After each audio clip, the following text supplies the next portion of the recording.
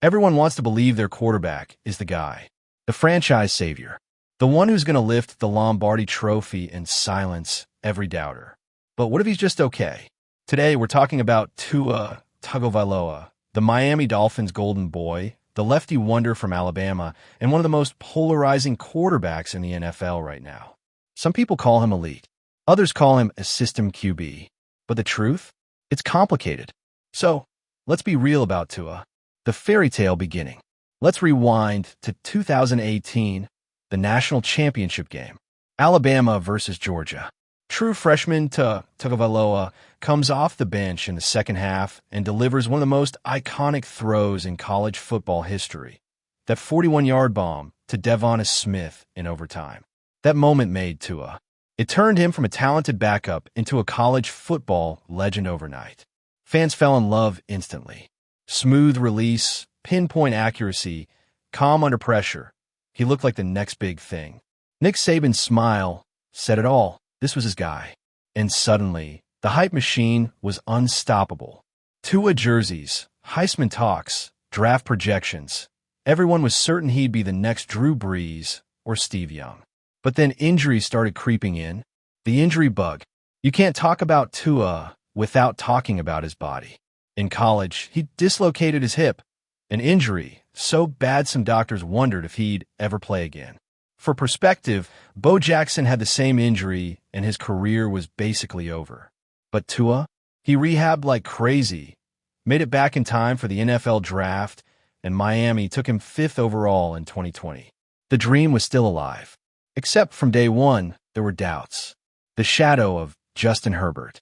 You remember this, right? The 2020 NFL Draft. Miami picks Tua at number 5, and one pick later, the Chargers grabbed Justin Herbert. At the time, everyone thought Miami made the right choice. Tua was the winner, the accurate, intelligent QB. Herbert was the raw athlete. Fast forward a few years, Herbert's putting up video game numbers, breaking rookie records, and looking like the prototype for the modern NFL quarterback. Meanwhile, Tua's still trying to prove he can stay healthy and be the guy.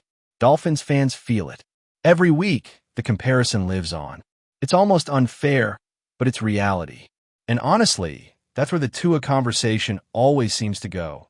He's good, but someone else is better. The Miami roller coaster. Now, here's where things get messy. The first 2 years in Miami were rocky.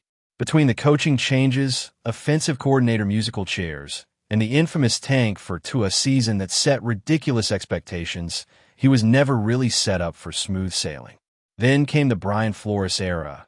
And according to reports, Flores wasn't even a big believer in Tua. That's not speculation. Former teammates have said there was tension in the building. Imagine being a young QB trying to prove yourself, but the head coach doesn't fully trust you. That's not exactly a confidence booster. Then, 2022 happened.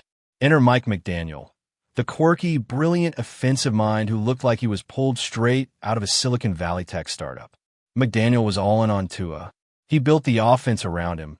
Timing, rhythm, quick reads, motion-heavy schemes. And suddenly, Tua looked amazing. When Tua looked like an MVP. Let's be honest, at the start of 2022, Tua was cooking. He was leading the league in passer rating, throwing dimes to Tyreek Hill and Jalen Waddle. And Miami looked unstoppable. Those first 10 games had people seriously asking, is Tua an MVP candidate? And for a moment, it felt like he might be. But then came the concussions. The concussion controversy. This was one of the scariest moments in recent NFL history. Remember that Thursday night football game against the Bengals? Tua went down hard.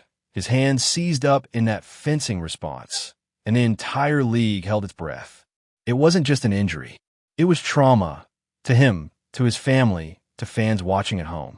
Then came the debate. Should he have even been playing after showing concussion symptoms the week before? The league faced backlash. The Dolphins faced criticism. And Tua's entire future was suddenly uncertain. Even today, every time he takes a big hit, people cringe a little. And you can't blame them.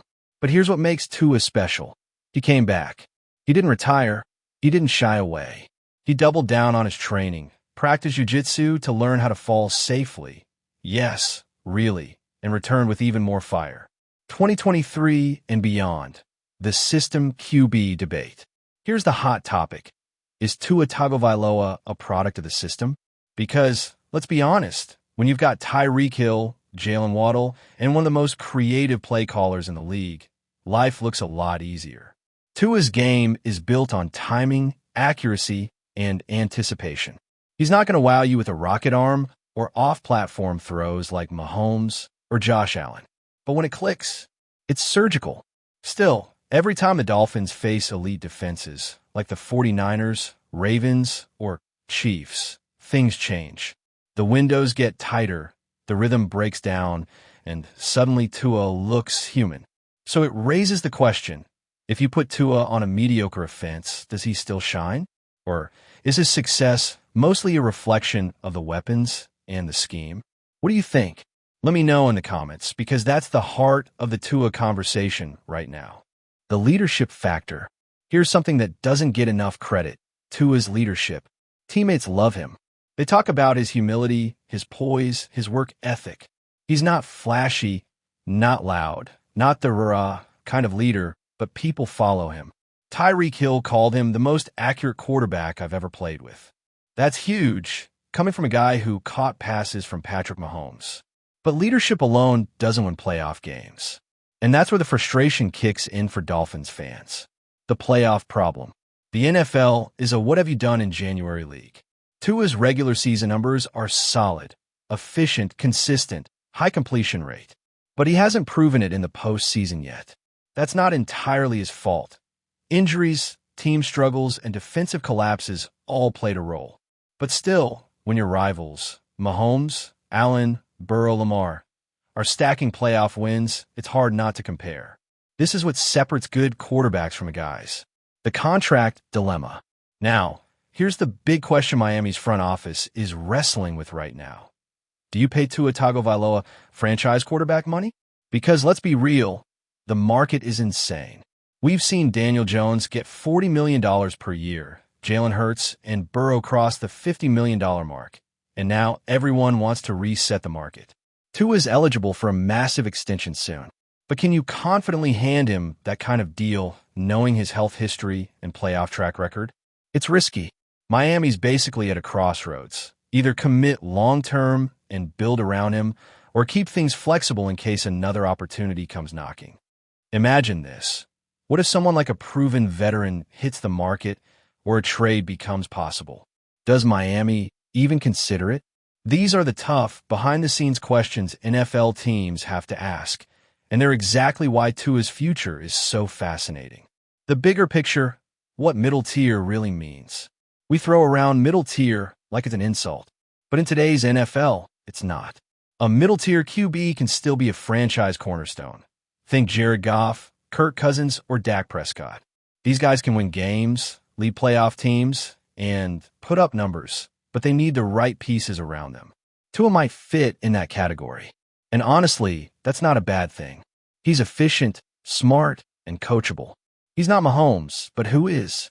Maybe the real question isn't, is Tua elite, but rather, can Miami win their way with Tua? Because that might be the formula. Maximize his strengths, protect him, give him speed, and keep him healthy. Final thoughts. So, let's be real. Tua Tagovailoa is not the next Dan Marino, but he's also not a bust. He's a talented, accurate, and resilient quarterback who's battled injuries, criticism, and doubt, and still manages to put his team in position to win every Sunday. Is he the guy? Maybe not for everyone, but for Miami? For now, he might be their guy. And in the NFL, sometimes that's all you need. What do you think? Should Miami pay Tua long-term, or should they wait and see? Is he underrated or overrated? Drop your thoughts below. And hey, if you think I'm being too harsh, let me know why. Because at the end of the day, we're all just trying to figure out one thing. Was Tua Tagovailoa meant to be the guy, or just good enough?